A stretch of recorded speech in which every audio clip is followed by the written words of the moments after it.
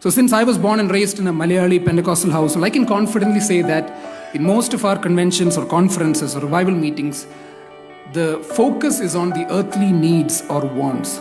The preachers quote the miracles of the Old Testament or even the signs and wonders that Jesus did to say that a breakthrough or healing or a blessing is awaiting you today. Now, I definitely believe in miracles, I definitely believe in signs and wonders, but such messages being majoritively spoken have produced a generation that thinks that physical healing or material blessings or earthly successes are a sign of God's favor. Churches have produced more successful people in earthly terms, but filled with carnal desires and having nothing to do with the character of Jesus Christ. So when was the last time you came to a church meeting or a convention burdened with all your earthly needs? But the preacher spoke so much about Christ that even though your problems weren't solved, even though you didn't get motivated enough, you realized that Christ was bigger than your problems and your trials, and your adoration towards Him increased. Just look at the only miracle of Jesus. Which is the only miracle of Jesus that is mentioned in all the 4 Gospels? Anybody?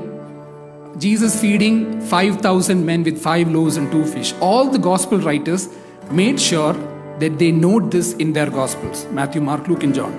That it was that concrete. Jesus fed this huge crowd. They were all happy. They were all excited. They came back the next day with more people, I believe. What happened at that time? Jesus did not feed them again. He preached the gospel. He preached the words of everlasting life to them. He said, I am the bread of life, which caused the crowd to slowly fade away. They started deserting Him one by one. In John chapter 6 verse 66, it's very easy to remember, John 6:66. It says, many of the disciples of Jesus began to leave Him once Jesus started preaching the word. Jesus was left with the 12 disciples. Jesus did not say, hey, everybody left me, you also don't leave me. No. He said to them, do you also want to leave just like the rest of them? That's when Peter said, you have the words of eternal life, where can we go? So even in our lives, when we talk about the things or the blessings God gave us, maybe He helped us get better jobs, He helped us get good grades or the lifestyle that we have.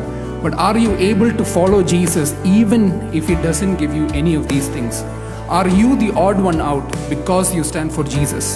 That is a hard teaching.